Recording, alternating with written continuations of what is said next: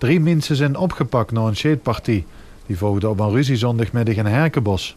Daarbij werden een 24-jarige man en zijn hand geraakt. De politie wist na een melding 2 auto's stonden te haaien op de Kerkstraat in Vlodrop.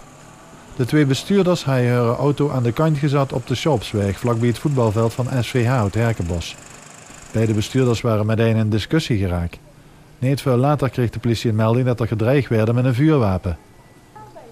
De 24-jarige man reed met een 32-jarige vrouw weg richting Vlodrop. De ex-vriend van de vrouw en een 27-jarige man uit Roermond reden erachteraan. De politie trof allebei de auto's aan op de Kerkstraat in Vlodrop. Daar heeft de politie een ruime afzetting gemaakt en allebei de auto's goed onderzocht. In een van de auto's is duidelijk een kogelgat te zien. De 24-jarige man is in het ziekenhuis aan een shotwoning behandeld. De 2 mannen beschuldigen zich ongerein en de politie zoekt naar goed wat er precies is gebeurd.